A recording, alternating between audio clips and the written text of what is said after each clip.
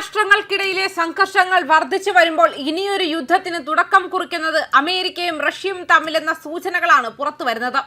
റഷ്യയെ പിന്തുണയ്ക്കുന്നതിൽ ഇന്ത്യ പ്രധാന പങ്ക് വഹിക്കുമെന്നും വിദഗ്ധർ അഭിപ്രായപ്പെടുന്നുണ്ട്. ഇപ്പോഴത്തെ വെനസ്വേലയിൽ നിന്നും കടത്തുകയാണെന്നാരോപിച്ച് US സൈന്യം പിടികൂടിയ റഷ്യൻ കപ്പലിലെ 28 ജീവനക്കാരിൽ 3 പേർ ഇന്ത്യക്കാരാണെന്ന റിപ്പോർട്ടുകളാണ് പുറത്തുവന്നത്. ജീവനക്കാരിൽ 17 ഉക്രൈൻ പൗരന്മാരും 6 ജോർജിയക്കാരും 2 റഷ്യൻ പൗരന്മാരുമുണ്ടെന്ന് റഷ്യ ടുഡേ റിപ്പോർട്ട് ചെയ്തു. ബുധനാഴ്ചയാണ് ഉപരോധം ലംഘിച്ചെന്നാരോപിച്ച് വടക്കൻ അറ്റ്ലാന്റിക്കിലൂടെ പോവുകയായിരുന്ന മാരിനേര എന്ന റഷ്യൻ കപ്പൽ US തീരരക്ഷാസേന പിടിച്ചെടുത്തത്. ആഴ്ചകളോളം കപ്പലിനെ പിന്തുടർന്ന ശേഷമായിരുന്നു നടപടി. പിന്നാലെ കരീബിയൻ കടലിലും വെനസ്വേലൻ എണ്ണയുമായി ബന്ധമുണ്ടെന്നാരോപിച്ച് മറ്റൊരു കപ്പൽ പിടിച്ചെടുത്തു. അന്താരാഷ്ട്ര നിയമങ്ങൾ പാലിക്കണമെന്നും സമുദ്ര ഗതാഗതത്തിനുള്ള സ്വാതന്ത്ര്യം അട്ടിമറിക്കരുതെന്നും US നടപടിയോട് റഷ്യ പ്രതികരിക്കുകയും ചെയ്തു. US നടപടി രാഷ്ട്രീയ സൈനിക സംഘർഷം സൃഷ്ടിക്കുമെന്നും റഷ്യൻ വിദേശകാര്യ മന്ത്രാലയം മുന്നറിയിപ്പ് നൽകി. വെനസ്വേലയിൽ നിന്നുള്ള എണ്ണയുമായി US എണ്ണ കമ്പനിയായ ഷെവ്രോണിന്റെ 3 കപ്പലുകൾ പുറപ്പെട്ടു. 11 ടാങ്കറുകളാണ് US-ലേക്ക് ചാർട്ട് ചെയ്തിരിക്കുന്നത്.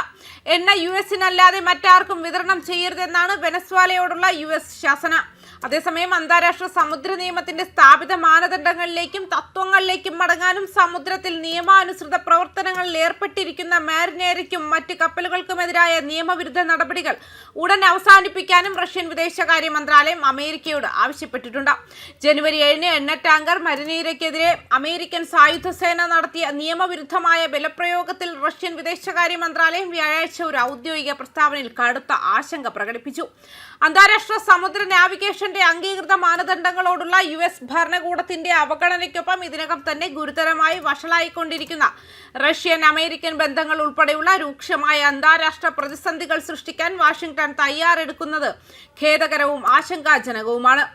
മാരിനേര സംഭവം യൂറോ അറ്റ്ലാന്റിക് മേഖലയിലെ സൈനിക രാഷ്ട്രീയ സംഘർഷങ്ങൾ കൂടുതൽ വർദ്ധിപ്പിക്കുന്നതിനും സിവിലിയൻ ഷിപ്പിംഗിനെതിരെ ബലപ്രയോഗം നടത്തുന്നതിനുള്ള പരിധി അപകടകരമായി കുറയ്ക്കുന്നതിനും മാത്രമേ കാരണമാകൂ. വാഷിംഗ്ടണിന്റെ നിരുത്തരവാദപരമായ മാതൃകയിൽ നിന്നും പ്രചോദനം ഉൾക്കൊണ്ട് മറ്റ് പങ്കാളികൾ സമാനമായ നടപടികൾ സ്വീകരിക്കാൻ ധൈര്യപ്പെട്ടേക്കാം. സമുദ്രവേട്ടയുടെ നീണ്ട ചരിത്രമുള്ള ഒരു രാജ്യമായ യുണൈറ്റഡ് കിങ്ഡത്തിലെ അധികാരികൾ വടക്കൻ അറ്റ്ലാന്റിക് സമുദ്രത്തിലെ US സൈനിക നടപടിയിൽ തങ്ങളുടെ പങ്കാളിത്തം പരസ്യമായി സമ്മതിച്ചുകൊണ്ട് ഇതിനകം തന്നെ അത്തരം ഉദ്ദേശം പ്രകടിപ്പിക്കുന്നുണ്ട്.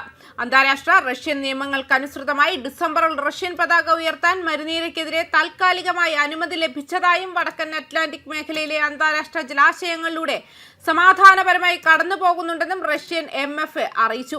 അന്താരാഷ്ട്ര റഷ്യൻ നിയമങ്ങൾ അനുസരിച്ച് ഡിസംബർ 24-ന് റഷ്യൻ പതാക പറത്താൻ താൽക്കാലികമായി അനുമതി ലഭിച്ച മാരിനേര റഷ്യൻ തുറമുഖത്തേക്കുള്ള യാത്രാമധ്യേ വടക്കൻ അറ്റ്ലാന്റിക് സമുദ്രത്തിലെ അന്താരാഷ്ട്ര ജലാശയങ്ങളിലൂടെ സമാധാനപരമായി സഞ്ചരിക്കുകയായിരുന്നു.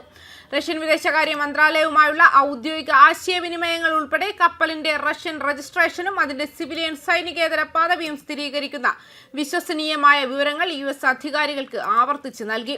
ഈ വസ്തുതയെക്കുറിച്ച് യാതൊരു സംശയവുമില്ല. അല്ലെങ്കിൽ ടാങ്കർ ഒരു പതാകയില്ലാതെ അല്ലെങ്കിൽ ഒരു വ്യാജ പതാകയ്ക്ക് കീഴിൽ സഞ്ചരിക്കുകയാണെന്ന് ആരോപിക്കുന്നതിന് ഒരടിസ്ഥാനവുമില്ല. അന്താരാഷ്ട്ര സമുദ്ര നിയമം ഫ്ലാഗ് സ്റ്റേറ്റിന് അതിന്റെ കപ്പലുകൾക്ക് മേൽ പ്രത്യേക അധികാരപരിധി വ്യക്തമായി നൽകുന്നു.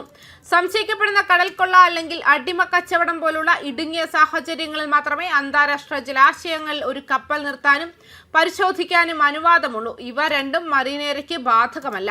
മറ്റെല്ലാ സാഹചര്യങ്ങളിലും അത്തരം പ്രവർത്തനങ്ങൾക്ക് ഫ്ലാഗ് സ്റ്റേറ്റിന്റെ സമ്മതം ആവശ്യമാണ്. ഈ സാഹചര്യത്തിൽ അത് റഷ്യയാണ് പ്രസ്താവനയിൽ പറയുന്നുണ്ട്. ന്യൂസ് ഡെസ്ക് കർമ്മ ന്യൂസ്.